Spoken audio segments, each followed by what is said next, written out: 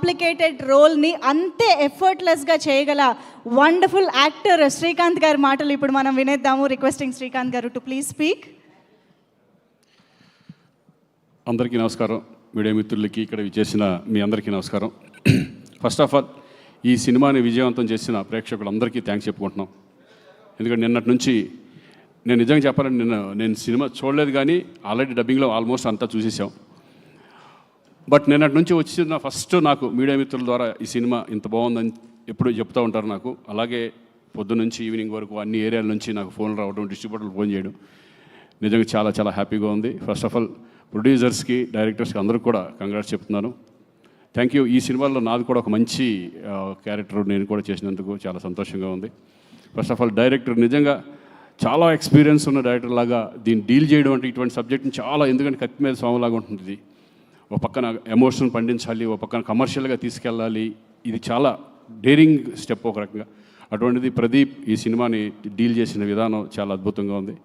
Congrats Pradeep. అలాగే writer dialogues Srikanth కూడా నేను చూస్తూనే ఉన్నాం, ఎప్పటికప్పుడు దాన్ని ఇంపాక్ట్ని తీసుకురావడానికి ఎంత కష్టపడ్డారో. అలాగే బబ్లు నేను కలిపి చాలా సినిమాలు, ఆల్మోస్ట్ ఒక 20-30 సినిమాలు చేసేసి ఉంటామేమో కలిసి. అప్పటి నుంచి మేము ఫ్రెండ్స్ లాగా ఉండేవాళ్ళం. చాలా కూడా మంచి పర్ఫార్మరు, ఇంకా చెప్పేది ఏమీ లేదు సార్. ఇక అన్నిటికంటే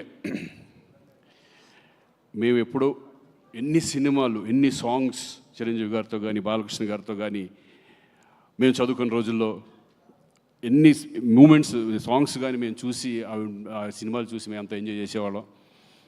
అలాంటిది నేను బిగినింగ్ డేస్లో ఆసియో అనే సినిమాలో నేను విలన్గా చేయడం జరిగింది. అప్పుడు చూసాను విజయశాంతి గారంటే. తర్వాత చాలా రోజుల తర్వాత, చాలా సంవత్సరాల తర్వాత మళ్ళీ నేను సెట్లోకి అడుగుతున్నప్పుడు చాలా కొంచెం ఇదిగా చాలా రోజుల తర్వాత మళ్ళీ విజయశాంతి గారితో చేయబోతున్నాను అని. కానీ అప్పట్లో ఎంత ఎనర్జీగా ఉన్నారో ఇప్పుడు అదే ఎనర్జీ నిజంగా చూసి షాక్ అయ్యాను నేను.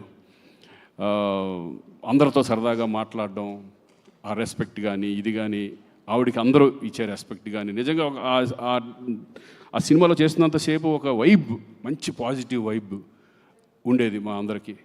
నిజంగా మిమ్మల్ని చూసి చాలామంది ఇప్పుడున్న జనరేషను, మా జనరేషన్ అందరూ నేర్చుకోవాలి ఆ డెడికేషన్. నిజంగా 18 రోజులు 19 రోజులు నైట్లు అంత చేస్తాను. నేను అడిగాను డైరెక్టర్, విజయశాంతి గారు వస్తున్నారా ఈరోజు, చేస్తున్నారు. నిన్న పాపం 3 వరకు 2 వరకు చేశారు.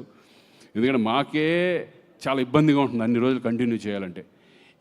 అసలు క్లైమాక్స్ అంతా అన్ని రోజులు చేయడం అనేది నిజంగా ఆ డెడికేషన్, ఆ వర్క్ పట్ల. ఏమంటే మీరు సినిమాలు ఇంకా ఎమ్మెల్సీ అయినా, పొలిటిక్స్లోకి వెళ్ళినా సరే అప్పుడప్పుడు సినిమాలు చేస్తూనే ఉండాలి. ప్రేక్షకులకు మాత్రం దూరం అవ్వకూడదు మీరు. మంచి మంచి సినిమాలు, చక్కటి అప్పుడప్పుడు మంచి మంచి సినిమాలు చేస్తూ ఎప్పటికన్నా ఒక సాంగ్ కూడా మీరు మళ్ళీ చేయాలి.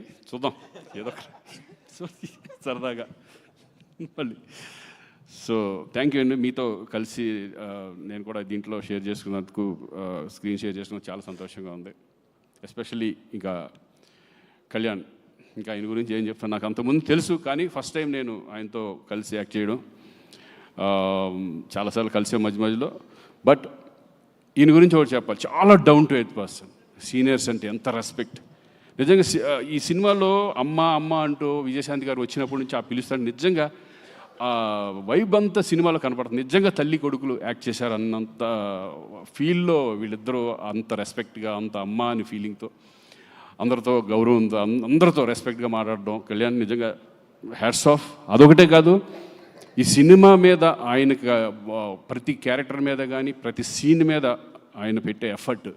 నిజంగా ఒక హీరో అనేవాళ్ళు ఇంత జాగ్రత్తలు తీసుకుంటే డెఫినెట్గా సినిమా హిట్ అవుతుంది అనే కాన్ఫిడెన్స్. మేమైతే ఇదివరకు ఏమి పెట్టేవాళ్ళం కాదు.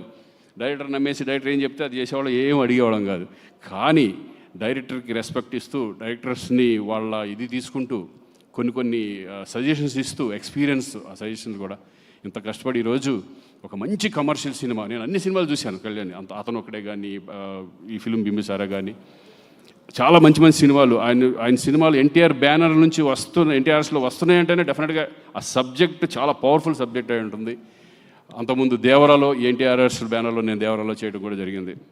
ఎక్కడ ఏ కాంప్రమైజ్ ఉండదు. అలాగే ఈ మంచి ప్రొడ్యూసర్స్ కూడా దొరికారు మనకి, అశోక్ అండ్ సునీల్. నేను వాళ్ళు కూడా ఎక్కడా కూడా ఓన్లీ ఈ cinema one man show is Kalyan.